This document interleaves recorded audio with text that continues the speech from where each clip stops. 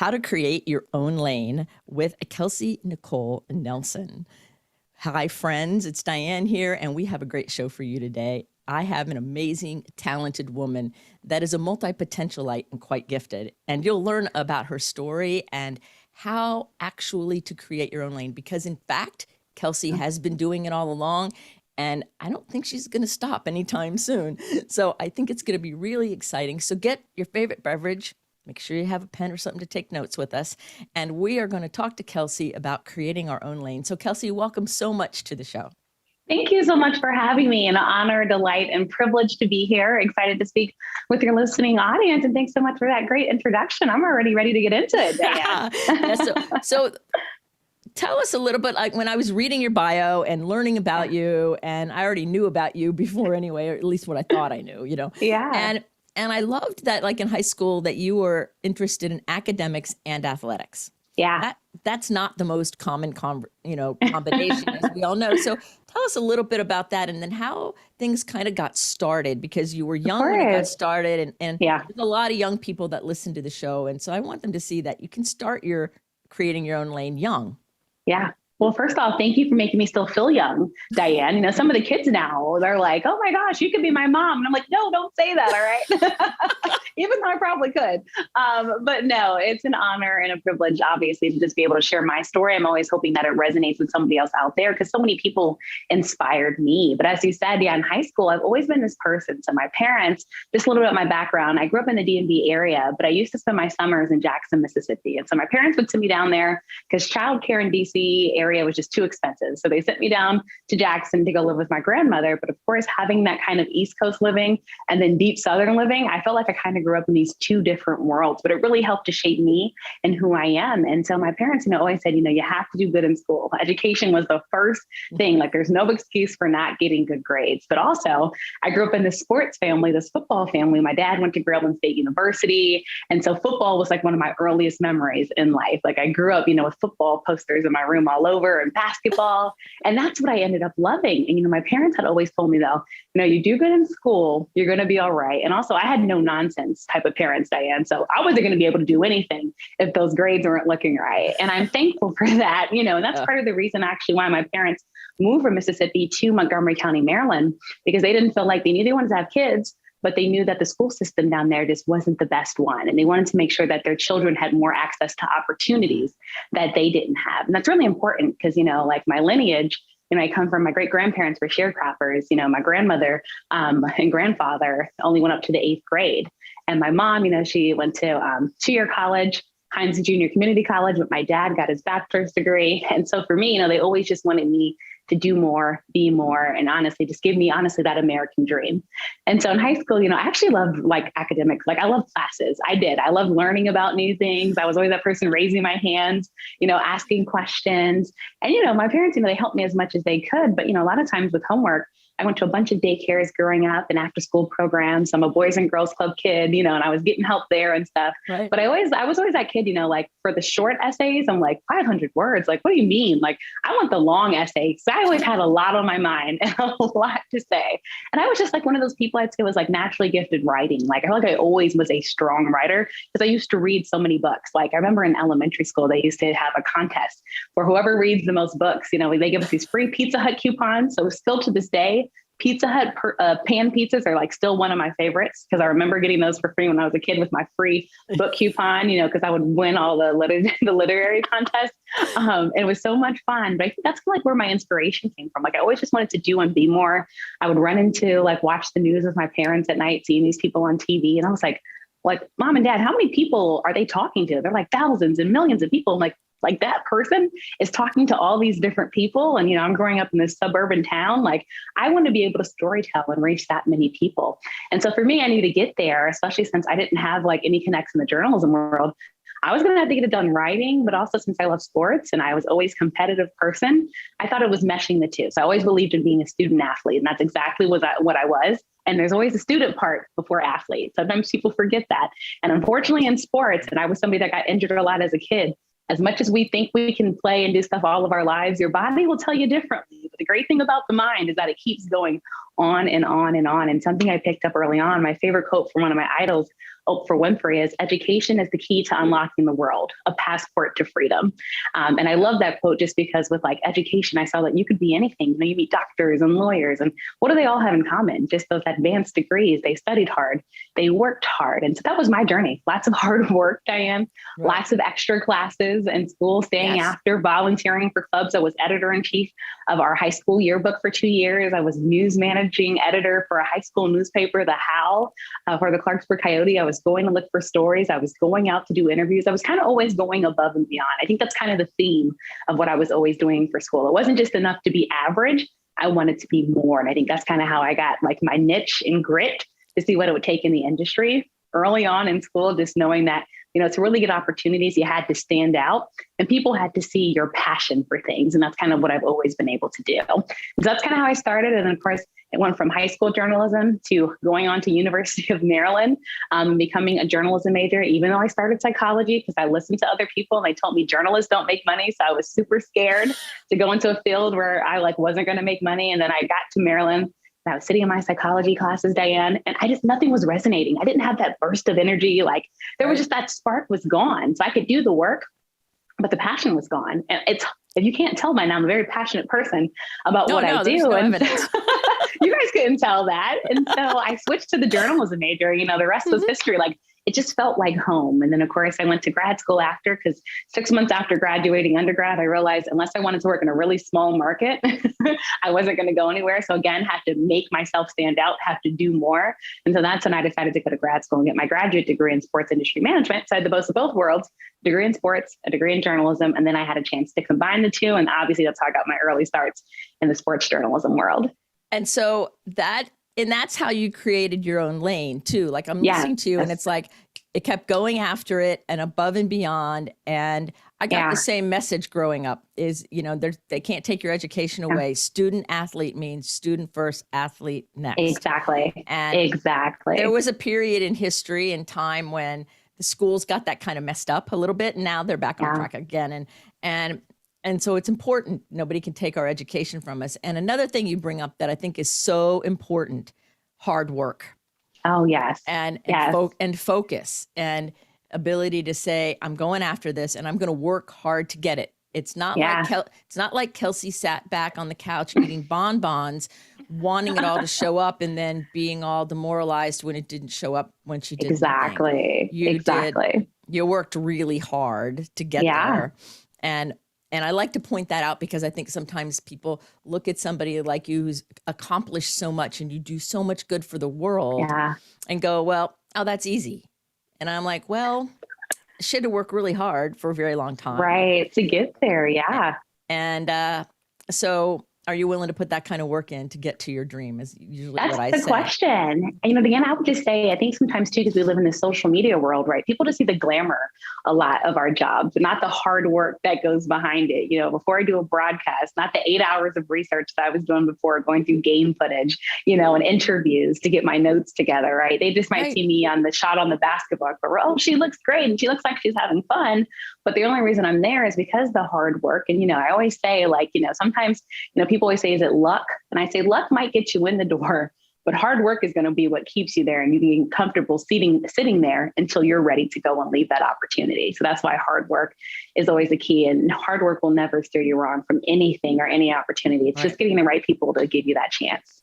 Right. I totally agree with that. And I hear people a lot. I work with a lot of athletes and musicians too. It's the same kind of thing. And I'm an athlete. And so it's like, oh, well, it's easy for you to go win. Well, no, let's talk about what went into this, you know, right. That song won a Grammy, you know, they're so lucky. Well, you know, I would debate that. There's a lot of work that goes into that kind of stuff. Oh, yes.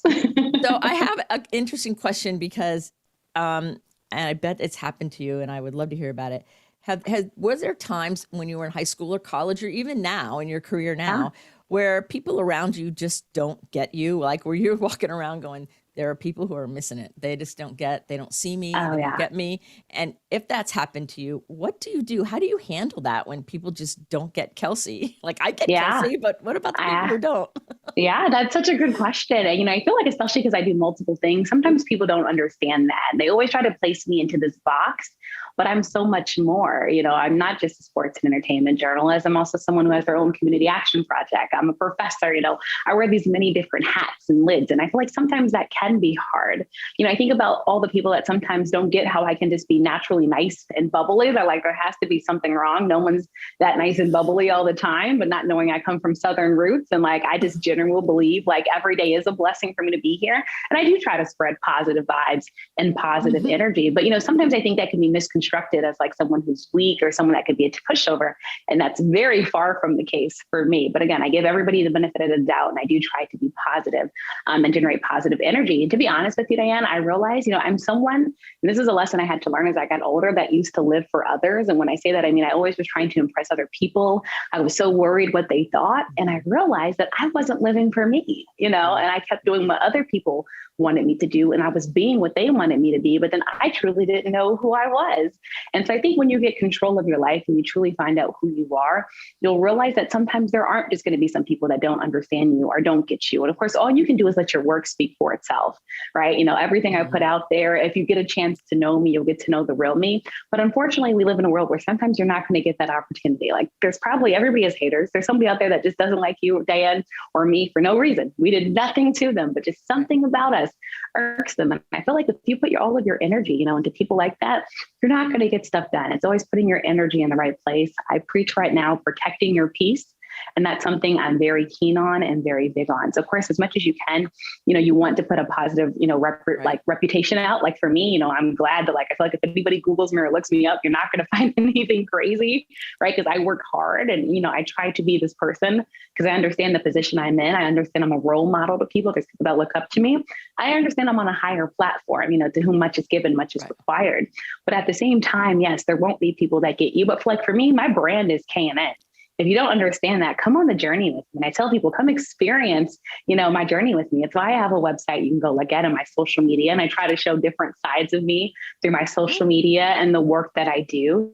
So people can see I do a lot in the community, which is near and dear to my heart. Because I always say I was raised by a village of people, especially as someone who spent a lot of time in after school programs and summer camps, a lot of people poured into the makings of me. And if you get to, know my story, if you listen to the interviews that I do, you get really a chance to get to know me. And if you still don't know me from there, if you don't reach out to me or just fill away, I can't control that. But what I can control is all that I do to put out who I truly am. And so that would be my message again. I mean, yes, you're going to listen to what other people say. There's good constructive criticism, but at the same time, you can't let others, especially negative opinions or negative thoughts or comments of you, weigh you down, because then again, that's just going to be baggage on you. When you have extra baggage, if you've ever been on a plane or something, or an elevator, there's a weight limit. And there's that for a reason. You don't want to be held down by things. So you want to make sure you have just enough of the right people in your space so you can continue to rise up.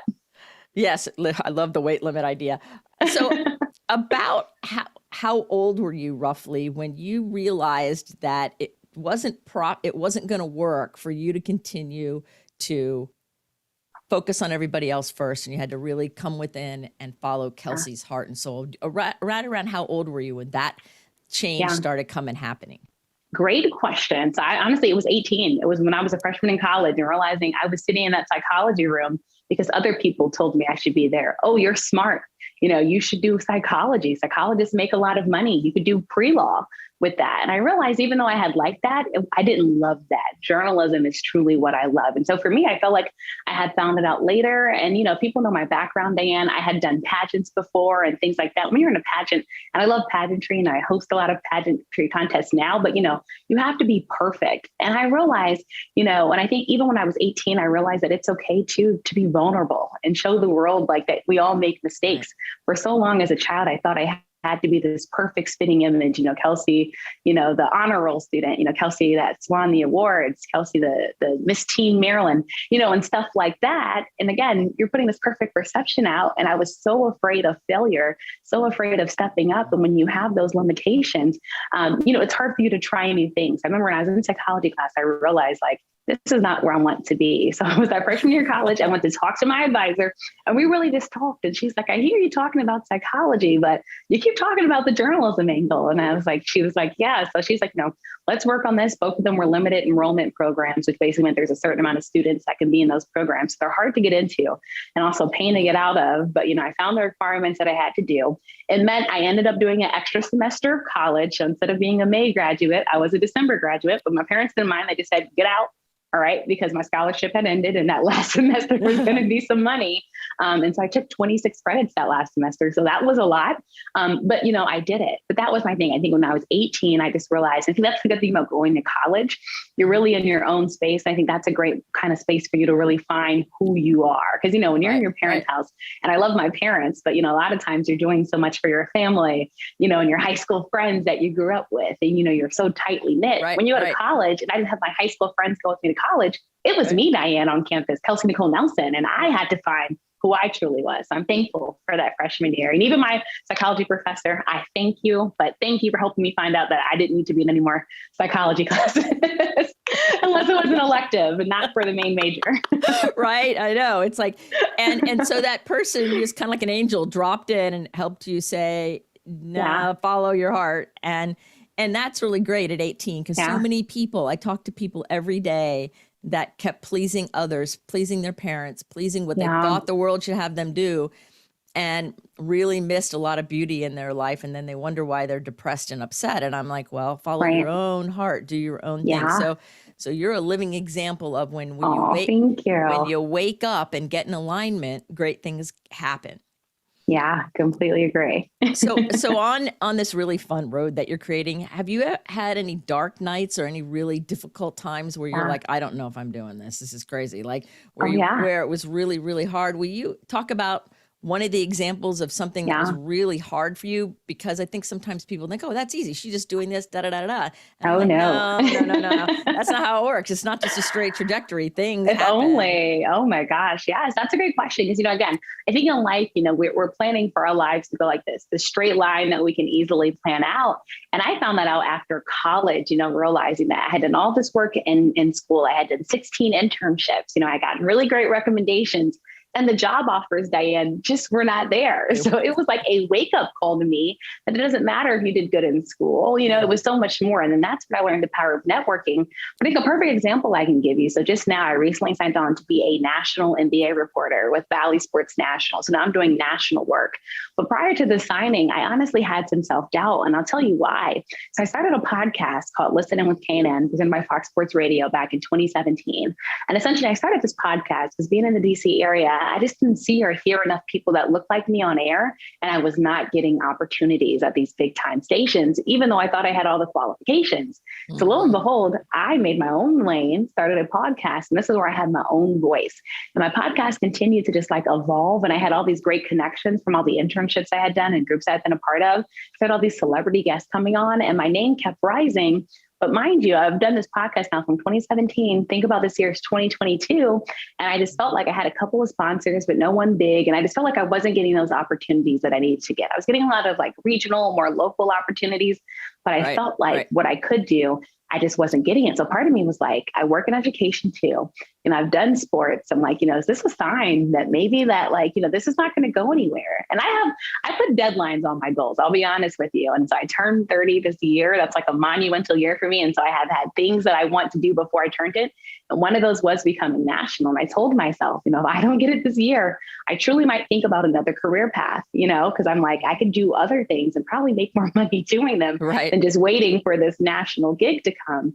But then lo and behold, I'm so thankful that I had made some great connections covering the Super Bowl this year, and that those turned and panned out. And the next thing I know, I'm getting an offer to do a national show. And so I share that though, because when you keep walking in your purpose. And so even though my podcast, I wasn't getting to where I thought it should be, even though I thought I had the top guests, I had great graphics, people were listening and tuning in. We had started a live stream show during the pandemic.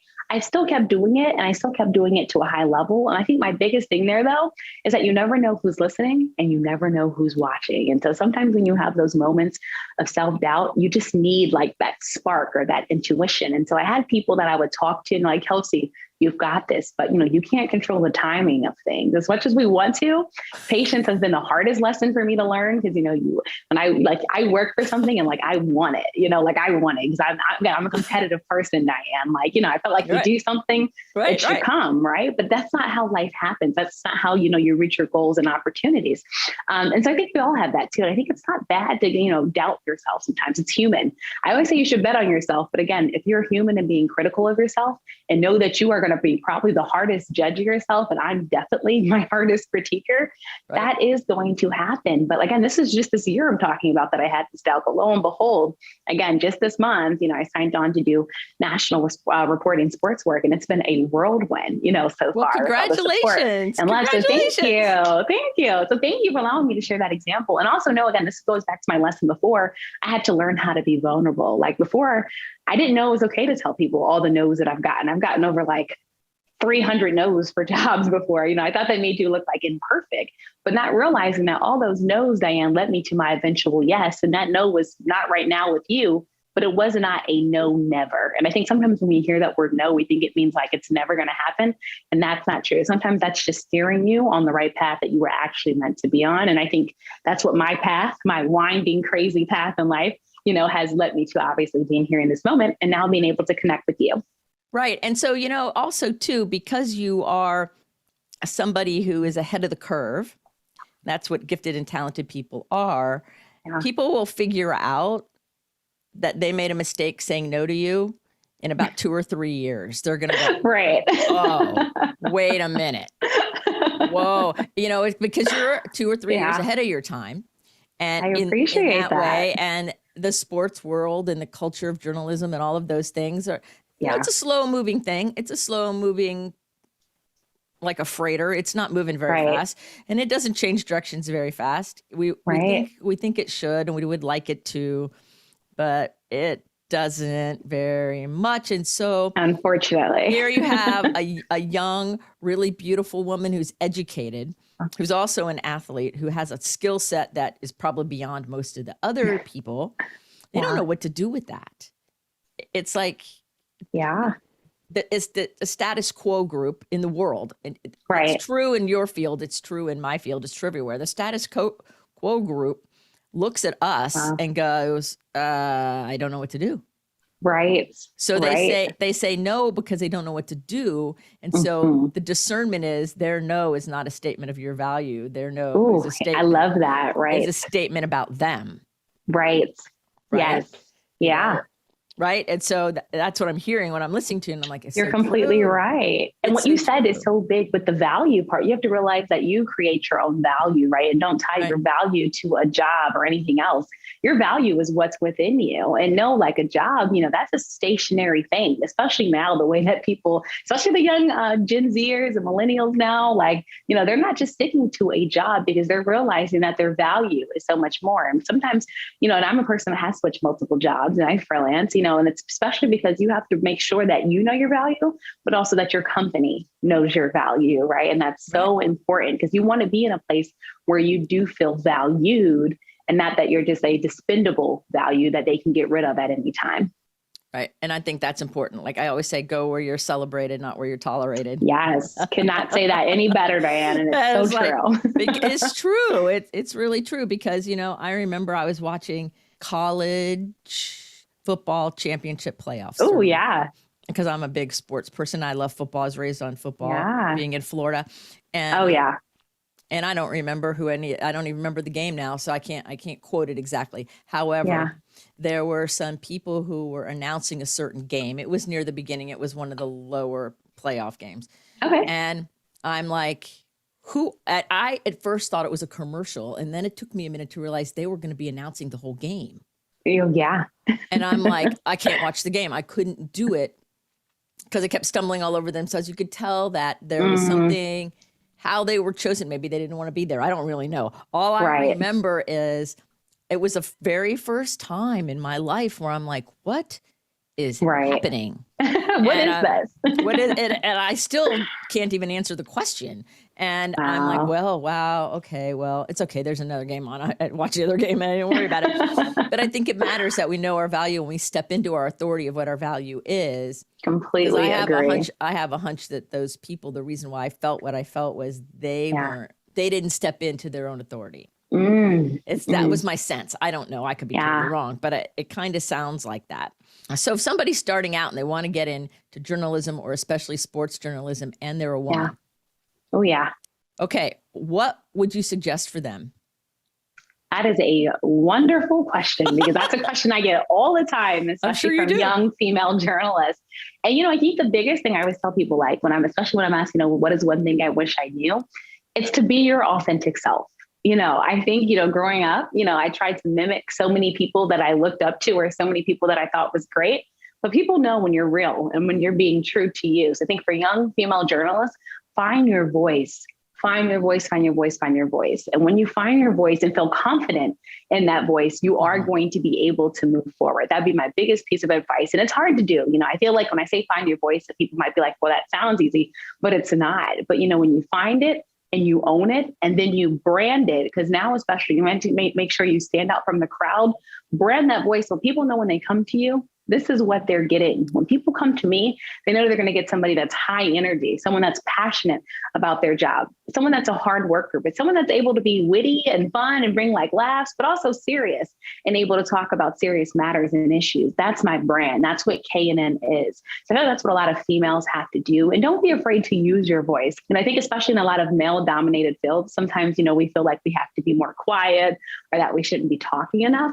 Go in a room and own that room. Make it comfortable for you, even if you are the only one in that room. And I think especially for females, take those chances and opportunities on yourself. This is when I say bet on yourself, which basically just means to invest in yourself. Young female journalists, especially now, invest in being a part of professional groups. Go to their conferences. Usually they have a lot of student rates, and especially during the pandemic, they gave a lot of free memberships, especially to student journalists and things like that. Take advantage of that so you can go network and be with industry people, learn from them, shadow them. And then I think my biggest thing, especially now for young female journalists, is use the power of social media. Oh my gosh, I wish I had social media like this when I was much younger. There are so many ways for you to grow online, your online presence. And again, this goes back to branding and owning your voice. When I was in school, we had like Xanga and MySpace, and none of this stuff was happening on those platforms. All right. All of this stuff happened like once I was in college. And so I kind of got the learning curve of that. But now you can start so much younger, so much earlier, all when you just have your phone. Like you literally just need your phone now, ladies, if you're not getting an opportunity to make your own platform. And I guess my last piece of advice would just be to be assertive and be aggressive in what you want. I'll never forget talking about music. I was in college and we have a radio station at Maryland, WMUC Radio. And, I knew I wanted to get into sports broadcasting. So let me start in the radio. But we didn't have we had a sports station. And I went in there and I don't know, just didn't get a good vibe from like the guys that were there. And so lo and behold, I connected with this DJ that had a music show called the Hip Hop Corner on WMC Radio. And it was actually the most popular show. So I'm thinking, oh, this is the most popular show. I need to be a part of it. And I like music, but I like sports. So what happened is we ended up talking, having conversation. He said, what if I give you 5 minutes each show to do your own thing? Lo and behold, I branded, it was called Kelsey's Corner. And lo and behold, I'm giving 5-minute sports updates on Maryland sports and DMV area sports on our, at our college radio station online. And people are hearing me do that. So that was really great experience for me, but I had to create that opportunity and I had to push an idea out there that was accepted. So don't be afraid, if it gets rejected. But a lot of times, if you see something and just because it's not there, that doesn't mean that it can't exist. Go ahead and go after that. Me and him just had a conversation, got to know each other.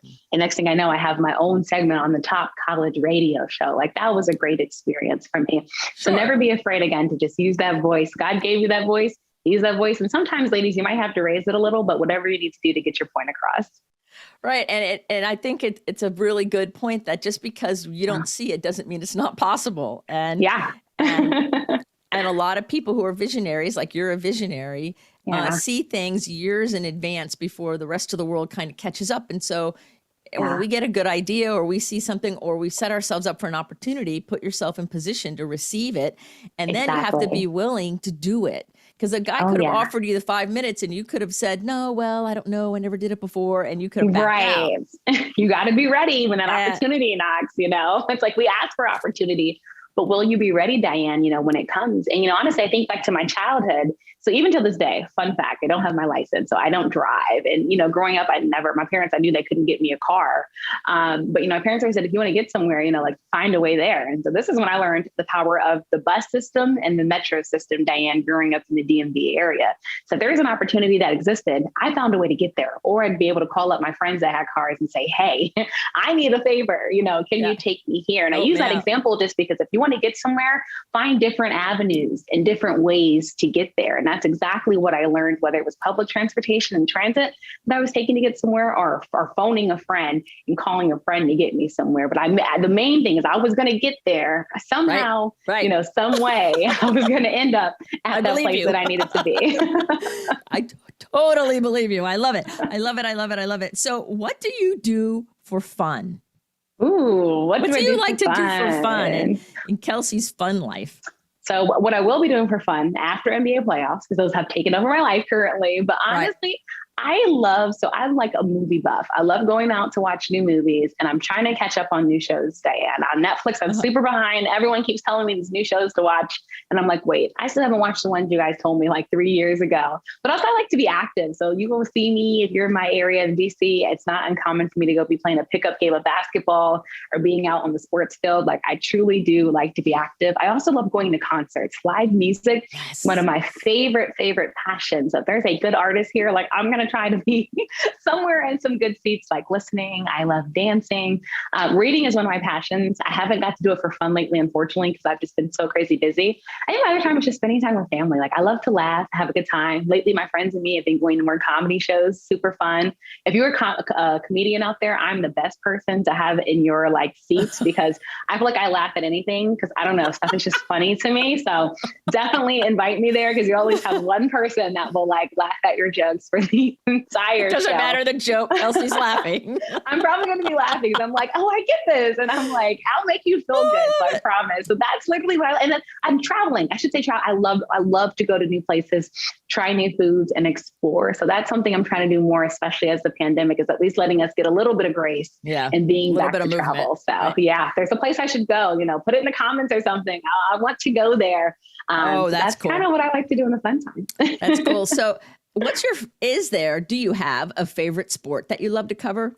Oh, football for sure. Football? I grew up in a football family first. That was my first love. Okay, good. I just wanted to make sure that I didn't know. I'm like, I figured it was football, but then I'm like, there's always basketball. And See, you're from Florida. Remember I told you I used to spend my summers in Mississippi. So down south, you know it, Diane. The Southeastern Conference, there is football no is love. Football is the first love for us. I went to my undergraduate was at the University of Florida with the Gators, and I took a friend of mine to one of our games, and it was after I'd graduated, and she went to Rutgers. So she was from New Jersey, and she went to Rutgers. Okay, so we're sitting there. Danny Warfel was our quarterback that year, and we were winning like a lot. And he, my friend goes, when we had the ball, our offense had the ball, and the whole 110 or however many 100,000 people quiet, right? She goes, "Oh my God, you guys all pray together when the offense is on the line." Because when the defense is going, we're all wild. I said, "That is so funny." But that's the power of sports. That's what you get.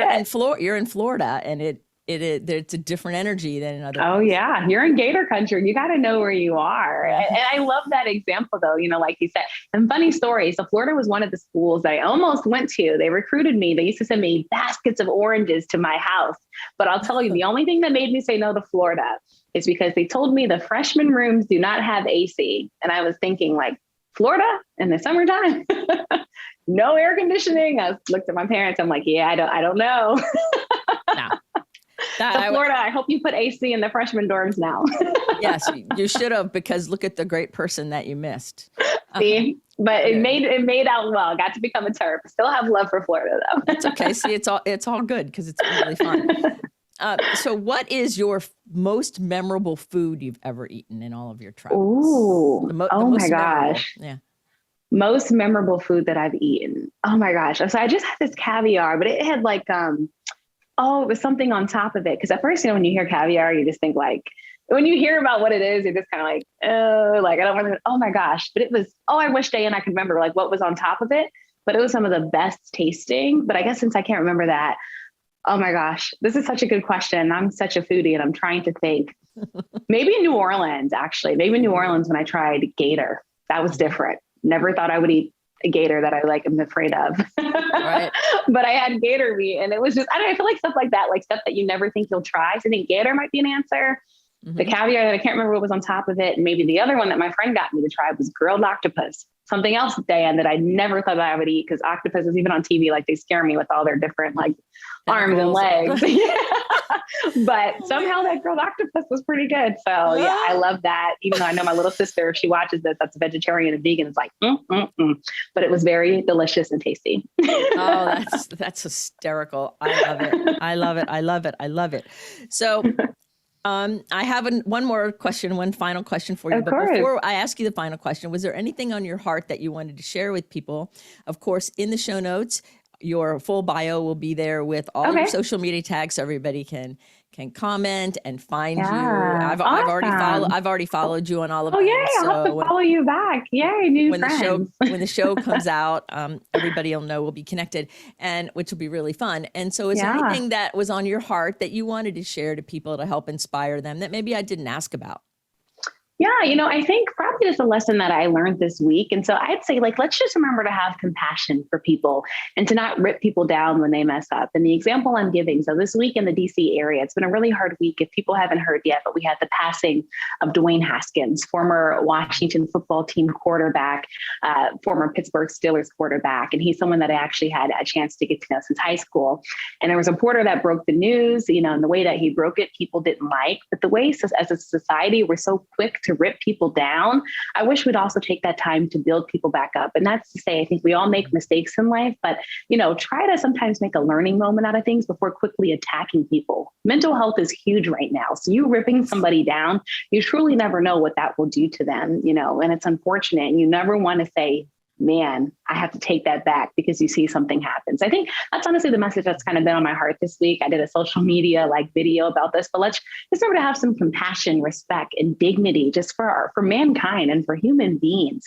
Even if you don't know somebody well, you never know what that person is going through. You never know that storm. That's why I go back to my thing. I try to smile every day at people and just smile in general because I want to just bring positive energy and positive light because you never know what someone is going through. So just remember that. Again, we're all on the human team together. Right. And so again, if we just have that compassion and love for one another, and these are difficult times with so much going on in the world, but it would go a long way just to, again, have that support. So that's kind of what's been on my heart, Diane. And I thank you for giving me the space to share that message. Yeah. And that is such an important message. It's like, we're all on this, we're all like human. And so, and one of the things that I see all the time is there's a veil around people of quote fame and people don't know who the real people are. And they make judgments about things and they don't know what they're talking about.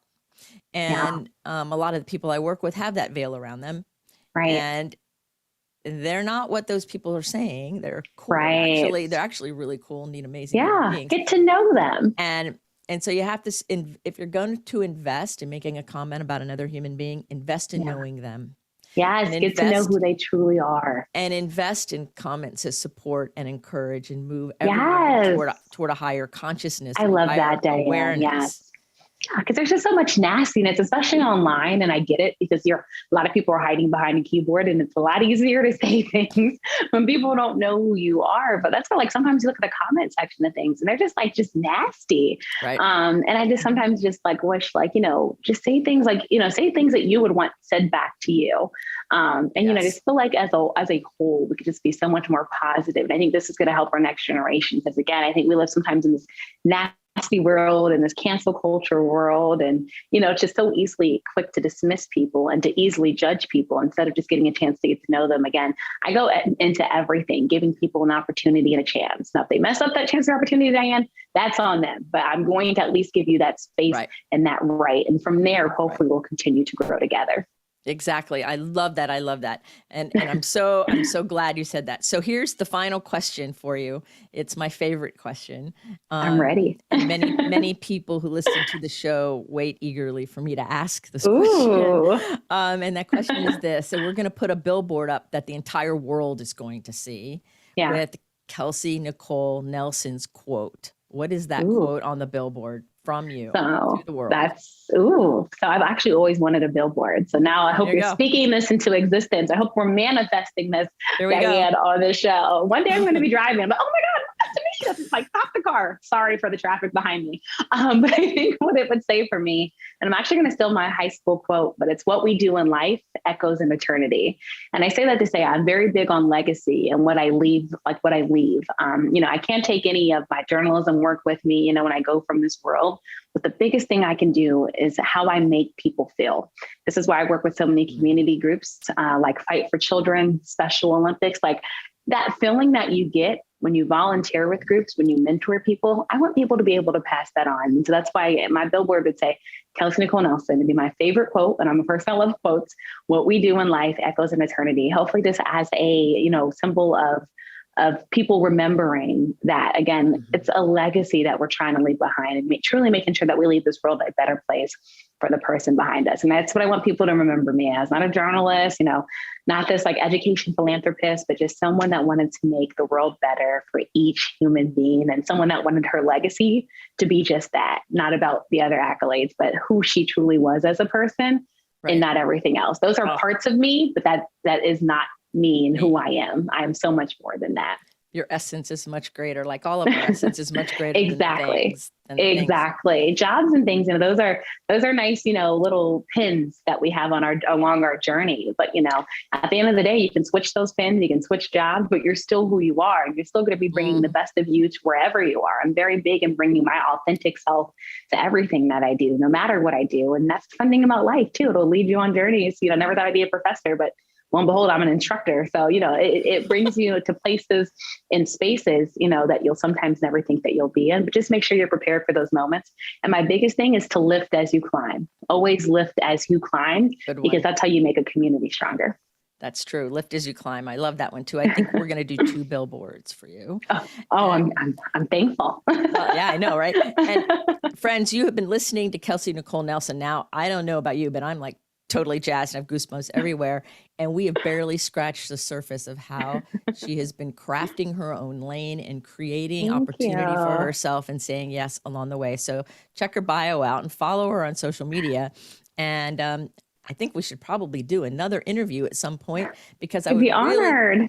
I would really love to talk to you about what you're doing with the illiteracy programs and the community programs you're doing, and the programs for women that you're doing, and that whole part of your life. And I think it deserves its own show, because thank you. Very that meaningful. Means so much. And that's what keeps me up at night. Like, that's why I'm a person that that's what I'm passionate about, Diane. It truly is, and I'm thankful. And so I just want to put this last note out there. Education is very near and dear to my heart, because too many of our babies are being passed through the education system and not even being able to graduate with the tools and resources that they need to be able to lead successful lives here. And so we just need to make sure that all of our kids are able to graduate successfully, reading and writing and being able to do basic math. So that's why that's a passion that's near and dear to me. Literacy is important on all levels. And yes. So we will probably, if you're open to it, do a show. Just of course, Diane. Because I think it's we're so locked for life now, Diane. I know. This is it. I know. This is great.